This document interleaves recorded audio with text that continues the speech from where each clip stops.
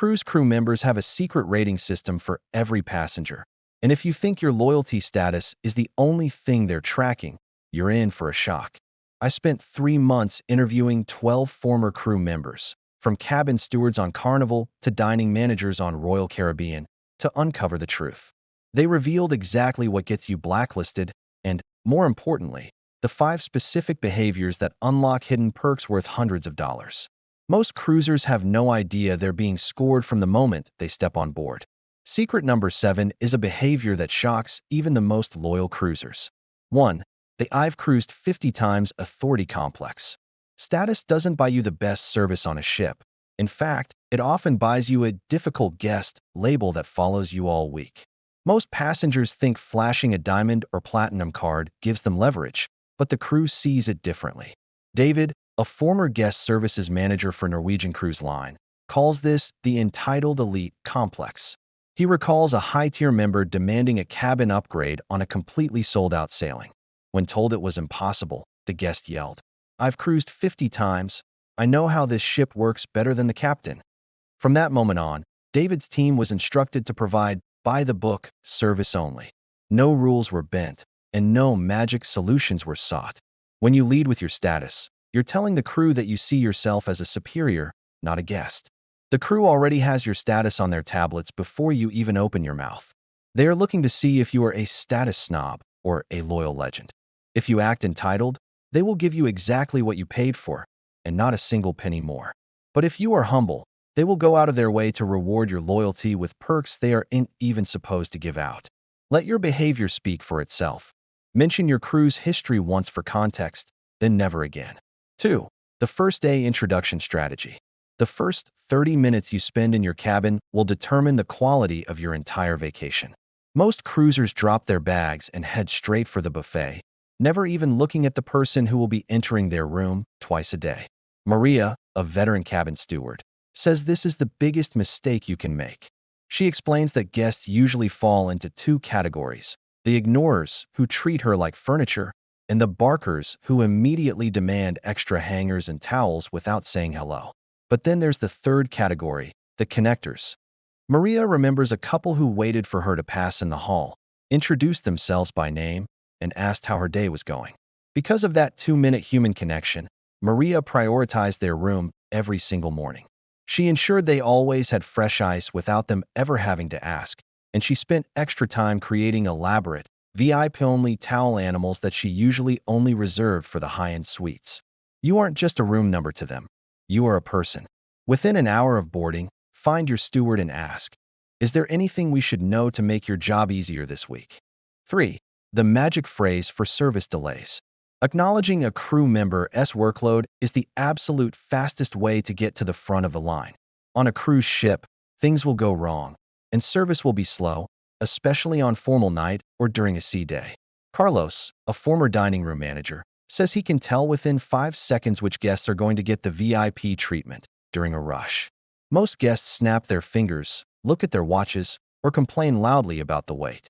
But Carlos remembers one guest during a chaotic dinner rush who used what he calls the recognition trigger. Instead of complaining, the guest looked at the sweating waiter and said the magic phrase. The result? That guest was immediately moved to a better table by the window and received a complimentary bottle of wine from the cellar. Meanwhile, the complaining table next to them was served at pace, meaning they were the very last to get their entrees. When you show the crew that you see how hard they are working, they will move mountains to make sure you don't feel the delay. When service is slow, use the phrase, "I know you're incredibly busy. When you have a moment, could you help us with request?" 4. The tipping philosophy. It's not the amount. The way you deliver a tip is actually more important than the dollar amount on the bill. Many cruisers think they can buy the crew at the end of the week, but that's a transactional mindset. A bartender on an MSC ship told me that a $100 bill thrown on a counter at the end of a cruise is just a transaction. But a $20 bill handed over on day 1 with eye contact and a genuine "thank you for looking after us" is a relationship.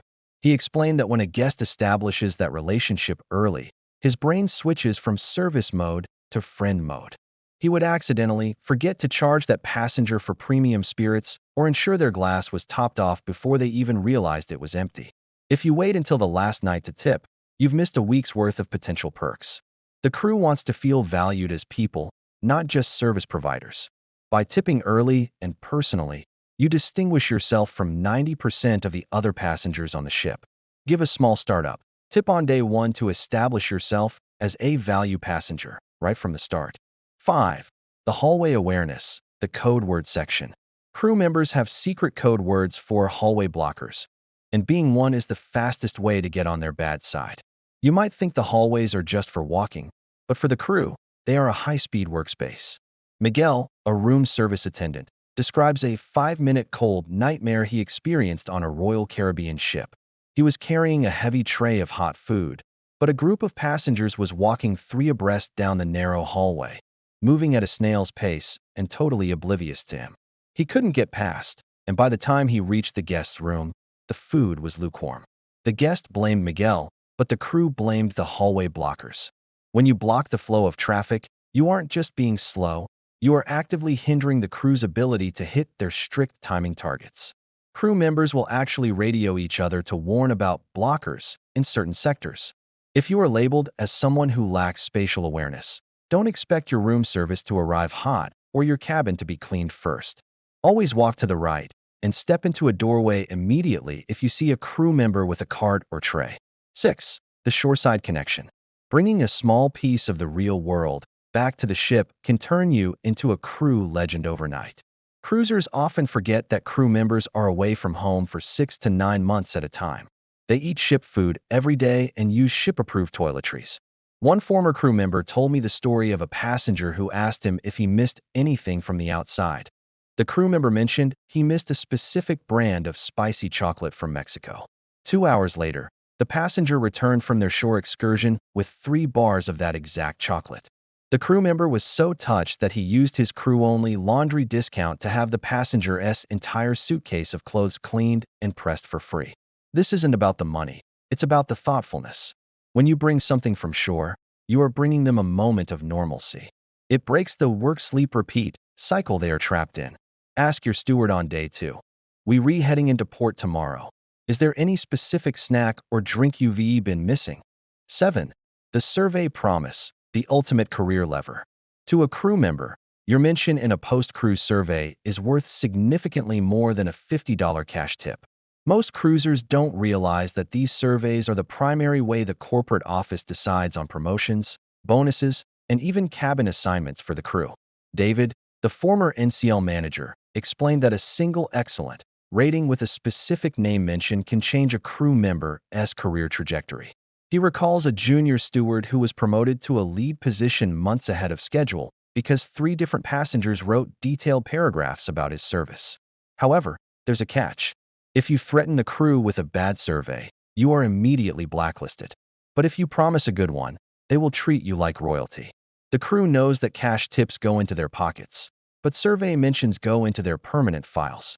When you tell a crew member you're going to mention them by name to the head office, you are essentially promising them a better future. Take a photo of your stewardess and waiter's name tags on day 1 so you don't forget the spelling for your survey. 8. The medical overshare trap. Crew members are hospitality professionals, not medical consultants, and oversharing your health issues is a major red flag. This is a mistake many seniors make without realizing it.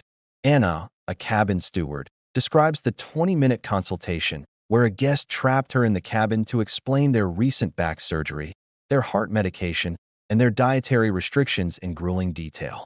The consequence?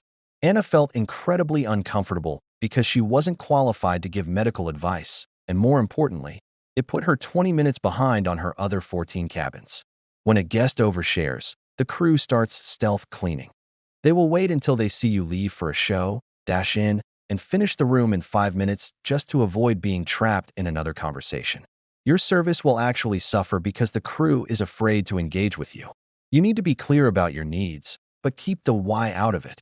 State your need, like I need extra ice for medical reasons, rather than giving a 10-minute explanation of the diagnosis. 9. The guest services calm approach. The loudest person in the lobby is almost always the one who gets the least amount of help. When something goes wrong on a ship, like a canceled shore excursion or a billing error, the guest services desk becomes a battlefield. Rachel, A former officer says she developed a thick skin for screamers. She remembers a massive system error that double-booked a popular tour. A man stood at the desk screaming for 10 minutes, demanding a refund and a free cruise. Rachel gave him the standard refund and nothing else. But the woman behind him waited her turn, smiled, and said, "I know today is a total nightmare for you. We'll take whatever tour is left."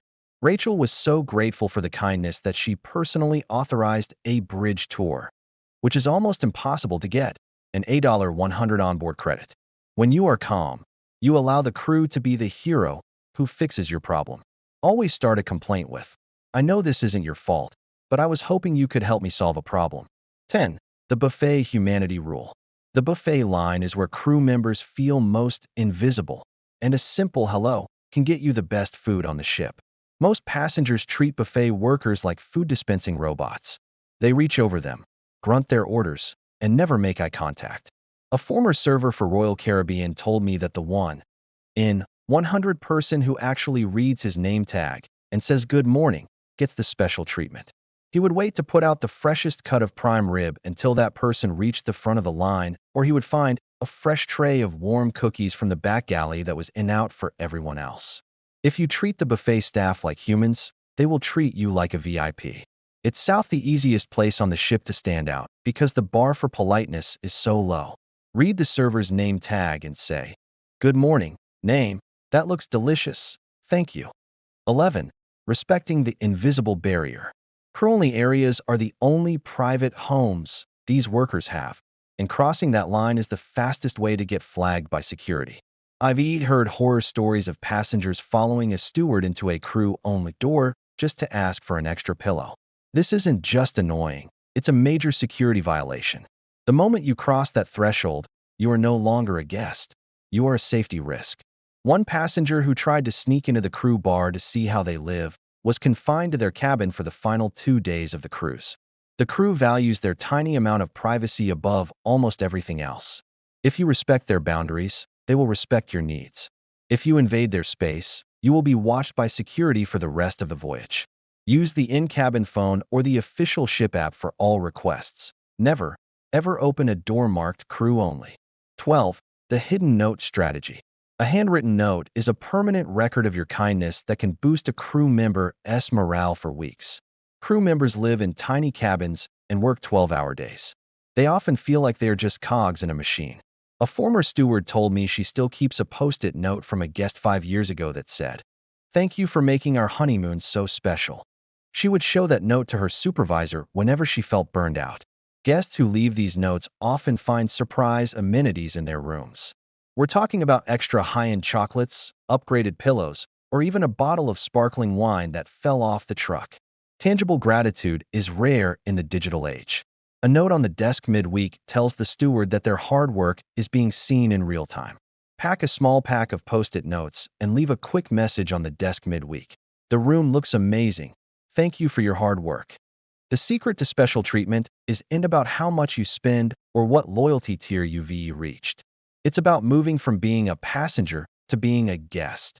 When you treat the crew like the professionals they are, the ship's hidden doors start to open in ways most people never experience. If you found these insider tips helpful, hit that like button and subscribe. It helps other cruisers discover these secrets. Comment below, what's the best perk you've ever received on a cruise? But remember, even if you're the cruise favorite, you can still lose hundreds of dollars if you don't check your cabin properly.